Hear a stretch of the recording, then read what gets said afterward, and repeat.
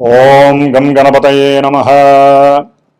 శ్రీరామ రామ రామేతి రమే రామే మనోరమే సహస్రనామ తత్తుల్యం రామనామ వరాననే. ఓం మనోజవం మారుతితుల్య వేగం జితేంద్రియం బుద్ధిమతాం వరిష్టం వాతాత్మజం వానరాయూధముఖ్యం శ్రీరామదూతం శిరసా నమామి. జై శ్రీరామ్, జై హనుమాన్. వీక్షిస్తున్నటువంటి ప్రేక్షకులందరికీ కూడా మనకి ఏప్రిల్ మాసంలో 2వ తేదీన ఈ యొక్క అంతరిక్షంలో కాలచక్రంలో ఉన్నటువంటి 12వ రాశి అయినటువంటి మీనరాశిలో శని భగవానుడితో కుజుని యొక్క కలయిక దాదాపుగా 41 రోజులు, అంటే మే 10వ తేదీ వరకు కూడా ఈ యొక్క కుజశనుల యొక్క కలయిక సంచారము మీనరాశిలో ఆ యొక్క సంచార ప్రభావము అతి క్లిష్టమైనటువంటి పరిస్థితులని, కష్టాలని, నష్టాలని, ఈ యొక్క ప్రపంచాన్ని ఏ విధంగా శాసించాలో ఆ విధంగా ప్రతికూలమైనటువంటి పరిస్థితులతో శాసించే అవకాశం కలుగుతూనే ఉంది, ఇంకా కలగబోతోంది. దాదాపుగా ఈ కుజుడు 2వ తేదీ నుండి, ఏప్రిల్ 2వ తేదీ నుండి మరి 6వ తేదీ వరకు కూడా పూర్వాభాద్ర నక్షత్రంలో ఉండి 6వ తేదీ నుండి ఉత్తరాభాద్ర నక్షత్రంలో ప్రయాణం చేస్తూ దాదాపుగా ఏప్రిల్ 22, 23వ తేదీ వరకు కూడా ఆ యొక్క శని నక్షత్రంలో ప్రభావం ప్రపంచాన్ని అట్టడిగిస్తూ ఉంటుంది. ఆ తదుపరి కుజుడు బుధరాశిలో వ్యాపార గ్రహమైనటువంటి రేవతి నక్షత్రానికి అధిపతి అయినటువంటి బుధరాశిలో సంచారము ఆర్థిక లావాదేవీల మీద, అట్లాగే వర్తక వ్యాపారాదుల మీద, ట్రాన్స్పోర్టేషన్ మీద, ముఖ్యంగా ఏదైతే వార్తా వాహకాలుగా ఉన్నటువంటి ఫోటోగ్రఫీ కావచ్చు, సినిమా పరిశ్రమ కావచ్చు, రైళ్ళు, వాహనాలకి సంబంధించినటువంటి ప్రమాదాలకి సంబంధించి ఇట్లా ఎన్నో రకాలైనటువంటి ఎన్నో సిచ్యువేషన్స్ ఇంకా ముందు ముందు మనకి గోచరిస్తూ ఉంటాయి, దాదాపుగా మే 10వ తేదీ వరకు కూడా.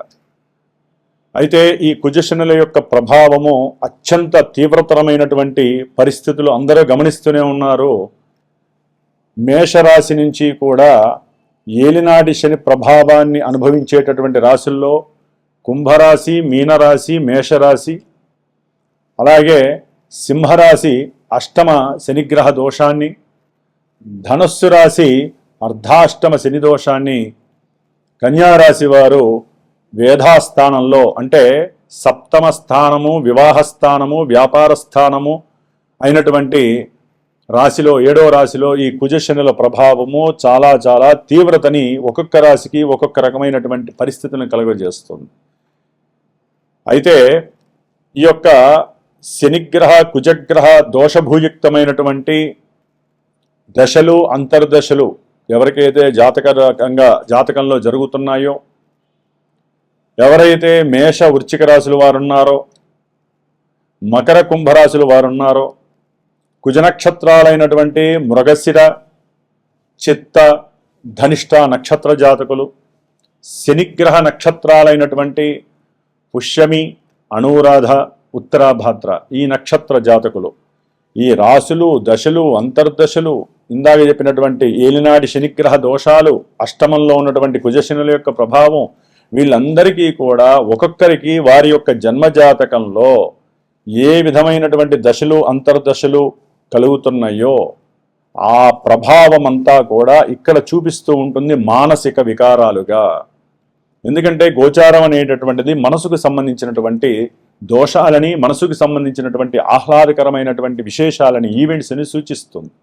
వాటిల్లో విద్య, వివాహము, ఉద్యోగము, వ్యాపారము, సత్సంతానము, అట్లాగే వికారాలుగా గనక చూసినట్లయితే గనక భార్యాభర్తల మధ్య ఎడబాటు, కోర్టు సమస్యలు, వ్యాపారంలో నష్టాలు, మోసాలు, కష్టాలు, చెరసాలలు, ప్రమాదాలు, విద్యా విఘ్నాలు, వివాహ యోగం దగ్గర దాకా వచ్చి చెడిపోవటము, సత్సంతానం లేకపోవటం, ఇట్లా ఎన్నో రకాలైనటువంటి తీవ్రతరమైనటువంటి పరిస్థితులన్నీ కూడా ఈ కుజశనుల యొక్క ప్రభావం వలన కలిగేటటువంటి పరిస్థితులు. ముఖ్యంగా ఈ రాశుల వారికి దీర్ఘకాలిక అనారోగ్య సమస్యలు పట్టి పీడిస్తూ ఉంటాయి. ప్రమాదాలు చాలా ఎక్కువగా సూచించేటటువంటి ఇందాక చెప్పినవన్నీ కూడా రాశులు నక్షత్రాలు ఏవైతే ఉన్నాయో అవన్నీ. ముఖ్యంగా వివాహానికి ఆటంకాన్ని కలిగించేటటువంటి గ్రహాలలో ఈ కుజుడు, శని, జాతకాలలో కుజదోషాలున్న, శని వలన కలిగేటటువంటి ఆలస్యము, ఇవన్నీ కూడా వివాహ ఆటంకాలని, వివాహంలో ఎడబాట్లని, ప్రభావాల్ని సూచిస్తున్నాయి.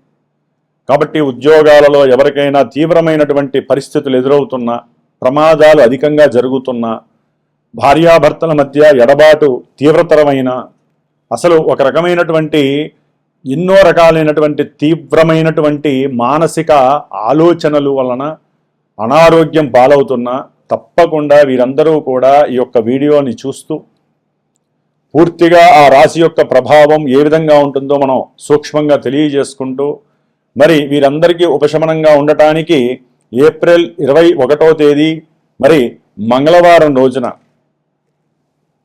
మృగశిర నక్షత్రము పంచమి ఆదిశంకరాచార్య జయంతి రోజున నేను నా యొక్క శ్రీమాతా జ్యోతిషాలయ పీఠంలో విశేషముగా హనుమాన్ చాలీసా పారాయణ, అట్లాగే హనుమంతుడికి ప్రీతికరమైనటువంటి మన్యసూక్త పారాయణము, కుజశనులకి సంబంధించినటువంటి దోషాన్ని హరించడానికి వారిద్దరికీ కూడా జపాన్ని ఆచరిస్తూ 21 రోజులు మే 11వ తేదీ వరకు కూడా ఈ 21 రోజులు చక్కగా ఈ యొక్క జపతపాలను చేస్తూ మంజుసూక్తంతో స్వామివారిని ఆరాధిస్తూ మే 12వ తేదీ మంగళవారము వైశాఖ మాసంలో వచ్చేటటువంటి బహుళ దశమి పూర్వాభాద్ర నక్షత్రము రోజున, అంటే శతభిష ఉంటుంది, తర్వాత పూర్వాభాద్ర వస్తుంది.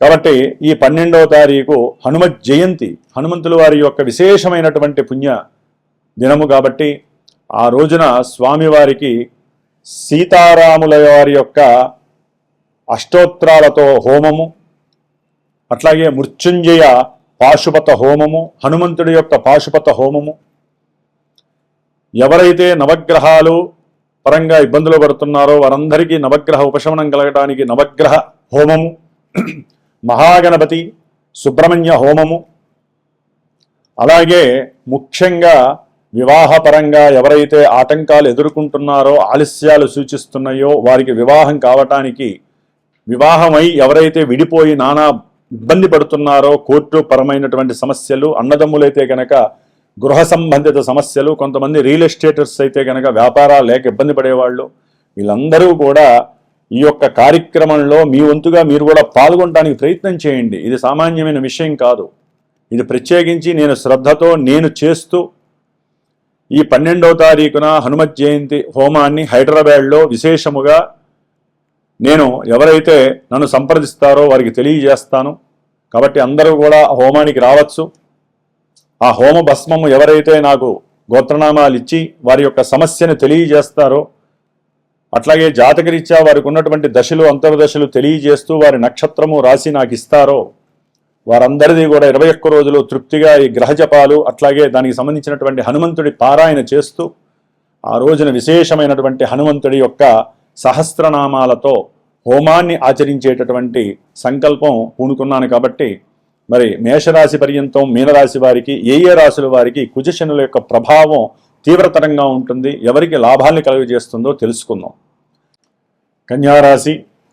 కన్యారాశి వారికి ఏప్రిల్ 21వ తేదీ నుండి మే 10వ తేదీ వరకు కూడా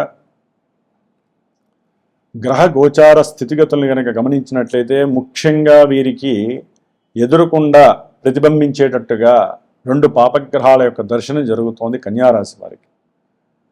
అటు చూస్తే కుజుడు, ఇటు చూస్తే శని, ఇద్దరు 2 కూడా తీక్షణమైనటువంటి తీవ్రకరమైనటువంటి ఎన్నో తీవ్ర ఫలితాలని మనకి అనుభవంలో తెచ్చేటటువంటి గ్రహాలు ఈ 2 గ్రహాలు కూడా. ఇవి సప్తమం అనేటటువంటిది ఒక రకంగా జన్మజాతకంలో లగ్నానికి సప్తమము మారక స్థానం, చంద్రుడికి కూడా సప్తమము మారక స్థానం. మారకము అంటే ఎన్నో వివిధ రకాలైనటువంటి సమస్యలని, స్ట్రెస్సుల్ని, ప్రతిబంధకాలని, అనుకున్న పనులు నెరవేరకపోవటము, ఇలాంటివి ఎన్నో రకాలైనటువంటి మరణతుల్యమైనటువంటి మారక కారణభూతమైనటువంటి సమస్యల్ని మన కళ్ళ ముందు తీసుకొచ్చి చూపిస్తూ ఉంటారు. అదే జన్మజాతకంలో దశలు అంతర్దశలు కూడా కుజశనులు అయ్యి జాతకంలో వాళ్ళు సరిగ్గా లేక ఇక్కడ కూడా సప్తమంలో ఉంటే మారక స్థానంలో అవసరమైతే అవి మన యొక్క జీవితాన్ని కూడా మింగేసే ప్రమాదం ఉంది.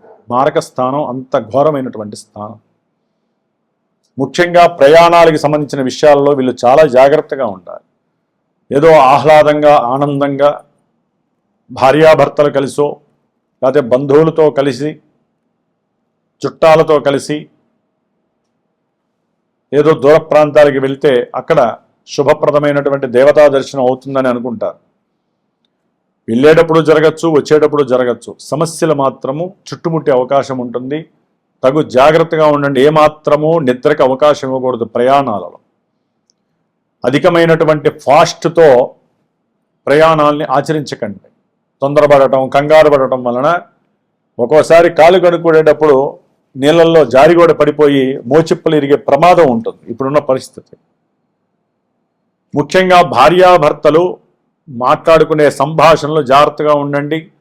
కన్యారాశి వారు సంతానముతో మాట్లాడేటప్పుడు కూడా ఆచితూచి మాట్లాడకండి. ఊరికినే లేనిపోని అనుమానాలతో మాట్లాడే ప్రతి సందర్భంలో కూడా తప్పుల్ని వెతక్కండి. దాని ద్వారా కన్యారాశి వారికి సంతానపరంగా కానీ, కుటుంబపరంగా కానీ, భార్యాభర్తల పరంగా కానీ, బంధువులతో కానీ ఆకస్మికంగా ఎన్నో సమస్యలు మిమ్మల్ని ఉష్ణకోపంలోకి దూసే పరిస్థితి కనిపిస్తోంది.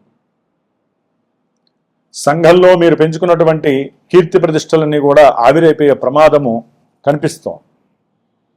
ఎవరైతే వివాహానికి పూనుకున్నారో, వివాహం చేసుకోవాలని కానీ వివాహానికి సంబంధించిన చర్చలు చేస్తున్నా కూడా అవన్నీ కూడా ఫలించక నానా ఇబ్బందులు పడేటటువంటి పరిస్థితి కనిపిస్తోంది. ఈ యొక్క కన్యారాశి వారికి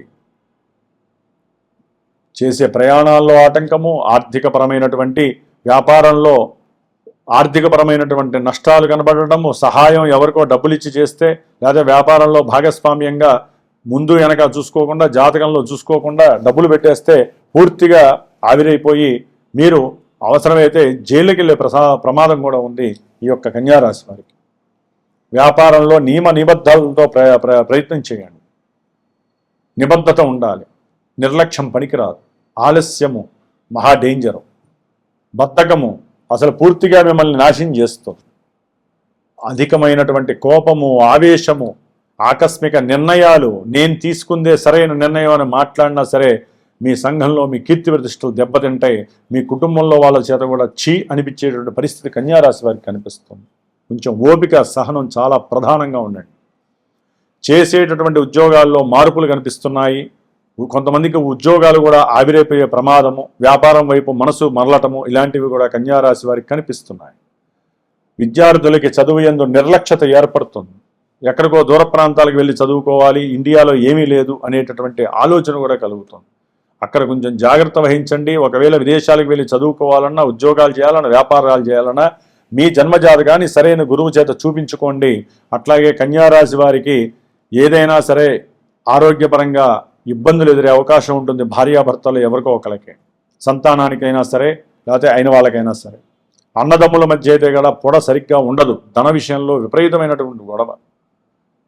ఏదైనా సరే వ్యాపార విషయంలో లేకపోతే గృహ సంబంధిత విషయాలలో అమ్మకాలు ఇలాంటివి జరిగినప్పుడు వారి మధ్య ధన విషయంలో కొన్ని ఇబ్బందులు కలిగి జైలుకి వెళ్ళి న్యాయస్థానాలు చూడని వారు కూడా చూడాల్సి వస్తుంది. కాబట్టి కన్యారాశి వారు తప్పకుండా హనుమాన్ చాలీసా చదువుతూనే ఉండండి 21 రోజులు. ఇందాక నేను చెప్పిన విధంగా మన పీఠంలో చేస్తున్నటువంటి ఈ కుజశనుల యొక్క జపాన్ని, అట్లాగే హనుమంతుల వారికి ప్రీతికరమైనటువంటి, ఎందుకంటే కుజశనులు ఇద్దరు కూడా హనుమంతుల వారి యొక్క వీళ్ళిద్దరికీ అధిష్టాన దేవత హనుమంతుల వారు.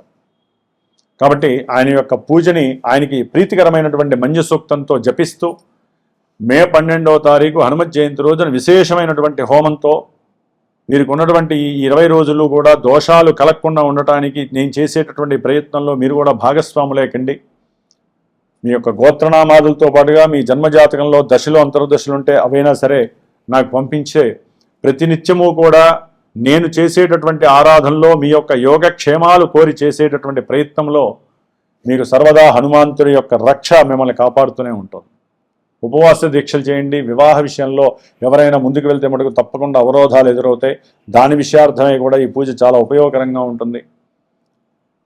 కాబట్టి ప్రతి ఒక్కరు హనుమంతుల వారిని 20 రోజులు కూడా స్వామివారి యొక్క అనుగ్రహాన్ని కోరితే ప్రపంచము బాగుంటుంది, ప్రపంచంలో మనం కూడా ఉన్నాం, మనం కూడా బాగుంటాం. జై శ్రీరామ్, జై హనుమాన్.